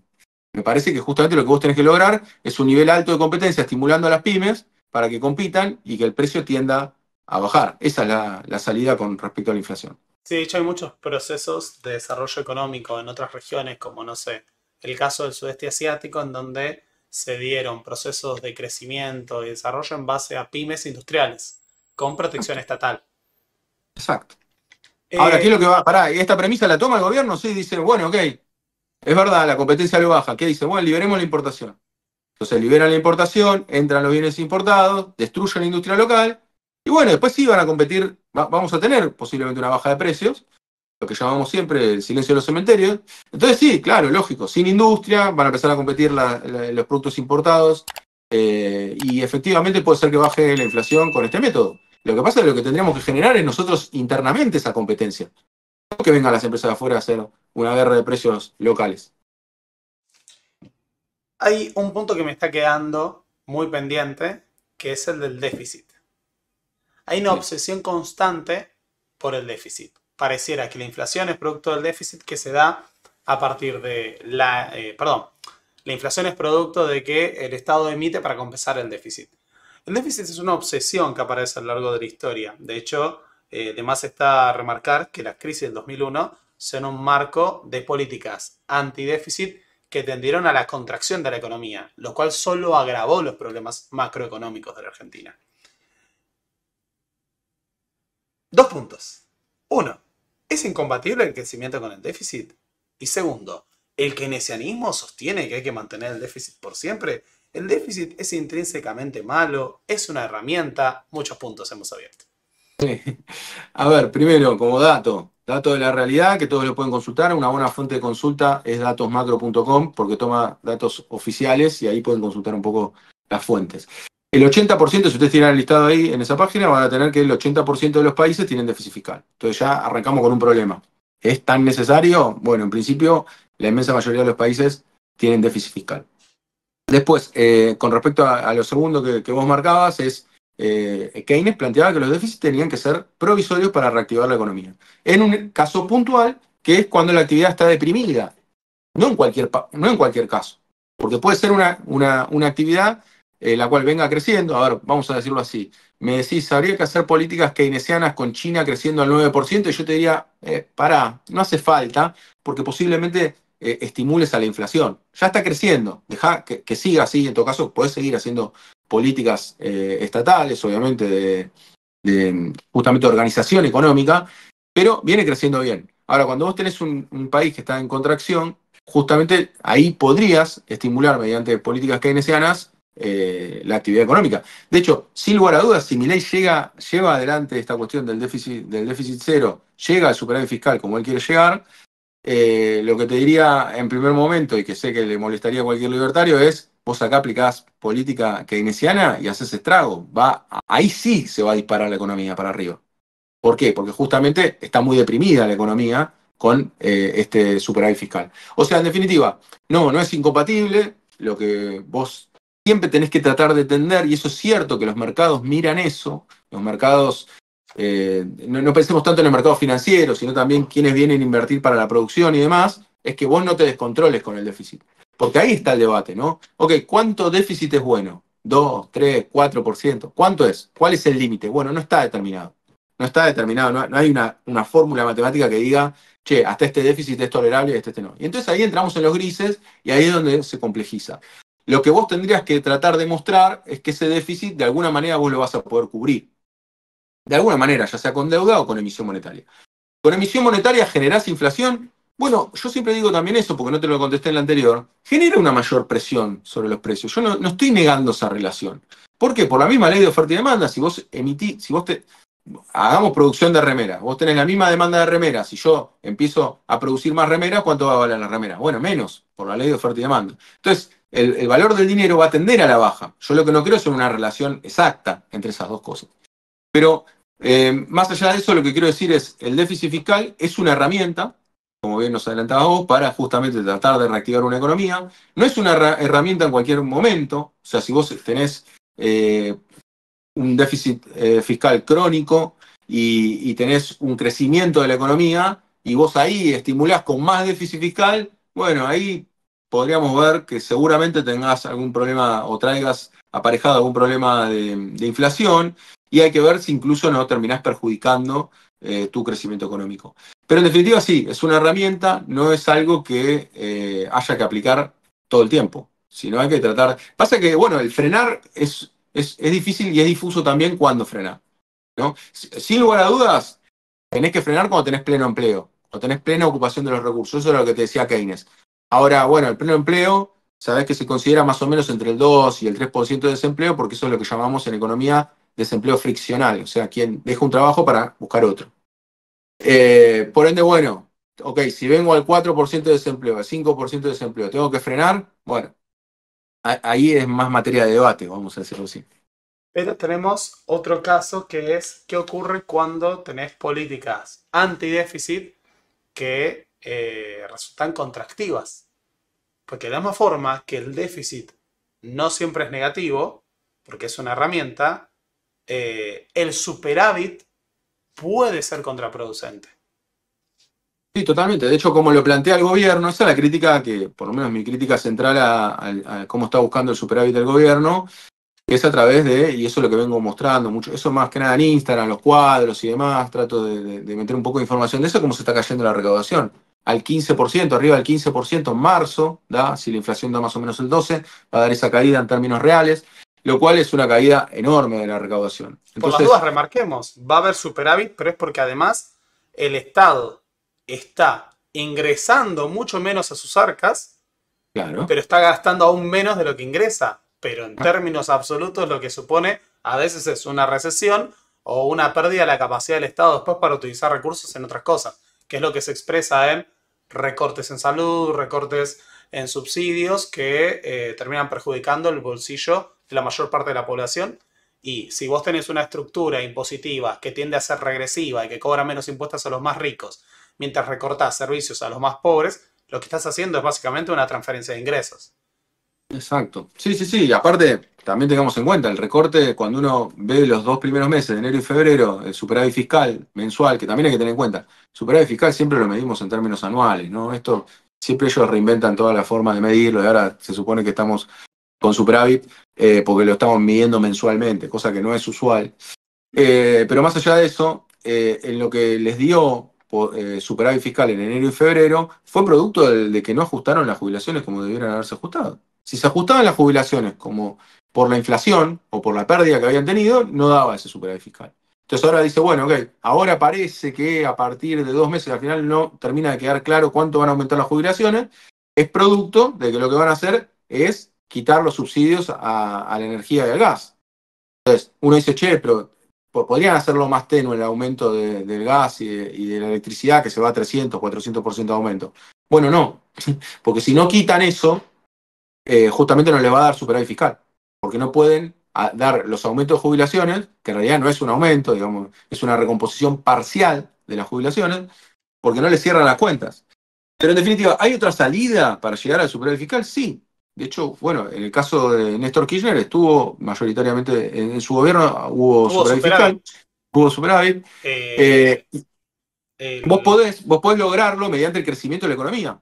¿Por qué? Porque yo te lo puedo plantear al revés. Bueno, ok, lo que logramos es que si la economía crece, recaudas más impuestos, y si recaudas más impuestos, entonces puedes achicar ese déficit o bien pasar a un superávit. Tampoco el superávit en sí mismo es un logro, vamos a decirlo así. El Estado tendría que tratar de lograr un equilibrio más que un superávit. ¿Por qué? Porque el superávit no sirve para mucho, para eso baja impuestos, digamos. Y estoy de acuerdo, en caso de bajar impuestos, lo haría en forma progresiva, como planteabas vos, que es tal cual, digamos, que es el instrumento que tiene el Estado de nivelar un poco la cuestión, esta cuestión de la justicia social que le molesta tanto a Milei, pero que en definitiva no es ni más ni menos y sobre todo la palabra igualar, que suena feo o que produce mucho rechazo, que en realidad es igualdad de oportunidades, no es que seamos iguales, ya lo sabemos, con el peronismo, con cualquier corriente que en el mundo intentó distribuir la riqueza, nadie es igual a nadie. En Suecia, Noruega, no son iguales. Lo que uno trata de asegurarse es que tengan esa igualdad de oportunidades, esa igualdad en educación, en salud, que permita que todos podamos acceder. Por eso me parece tan importante y tan grave lo que está pasando en la UBA. O sea, que mantengan el mismo presupuesto. O sea, es realmente algo muy grave. Realmente se sustenta en que hay muchos docentes que ganando lo mismo siguen yendo a dar clases. Bueno, en mi caso particular yo voy a Donorem, pero quiero decir, hay gente porque yo tengo otras vías de ingreso, pero imaginémonos si queremos una universidad de calidad, que esa persona reciba un ingreso que a su vez le permita, que ya no le permitía antes de mi ley, poder investigar, poder quedarse tranquilo con lo que gana dando clases en una de las mejores universidades de la región.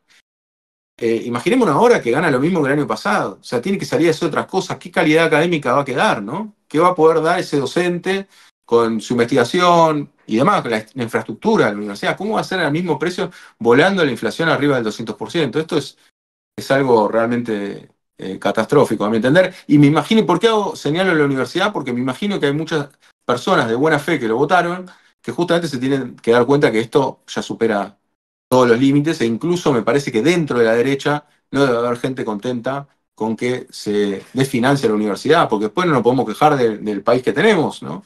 Y de la calidad que tenemos, que justamente lo que nos distinguía en el mundo era esa, la calidad educativa argentina.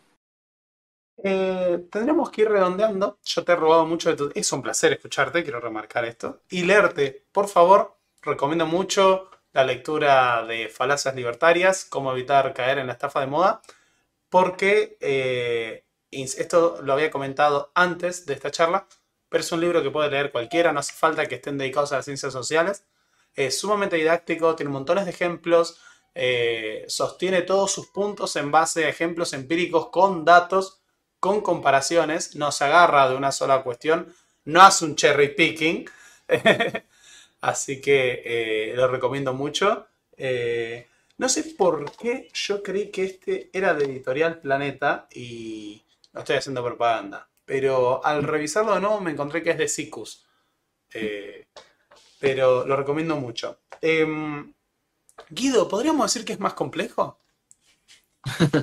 Sí, es más complejo, sí, sí, sí. Sin lugar a dudas, la simplificación libertaria, pero bueno, el es más complejo, a veces electoralmente también lo vuelve más complejo, aunque suene redundante, digo.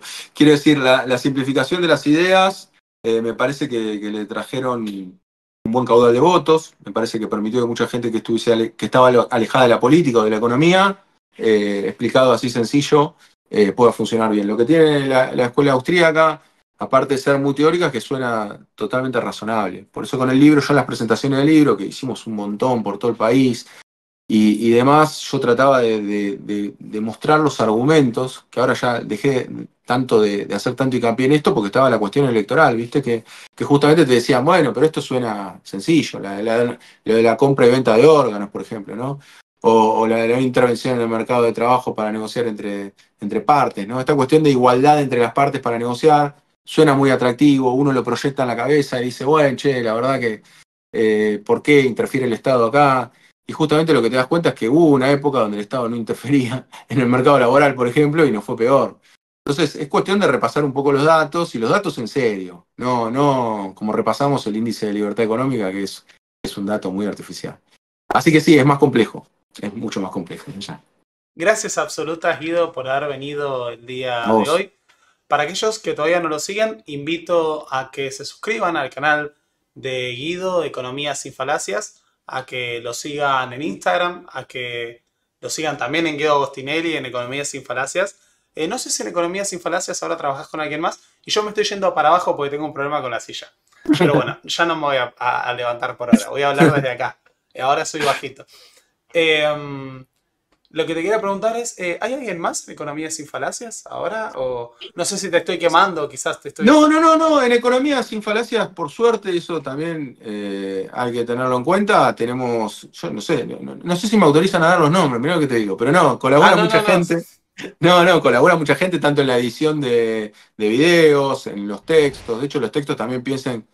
Ahí alguna crítica me han dicho alguna vez, alguna persona afín, ¿eh? Me dice, che, hablas todo como en tercera persona, porque abajo la descripción dice Guido, dice, pero es porque justamente lo escribe otro, no porque me creo Diego Maradona, sino lo que ocurre es que sí, hay editores de video, community manager, la verdad que mucha gente que aparte en forma desinteresada colabora.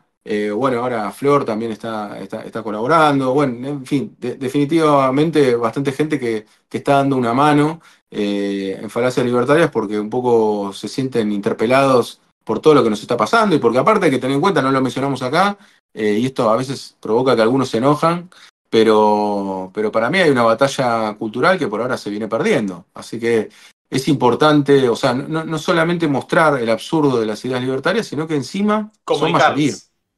Sí, sí, y aparte eso, así que hay mucha gente que la verdad que está colaborando en Economía sin Falacias, sí, sí, sí, somos muchos, y bueno, de golpe también tenemos gente que nos acompaña en casos puntuales, bueno, por ejemplo, a Córdoba a entrevistar a los intendentes libertarios, fuimos con Bardam Bleian, que es un periodista de Página 12, que me acompañó, va a escribir una nota la semana que viene sobre este tema, y nosotros hicimos la parte audiovisual.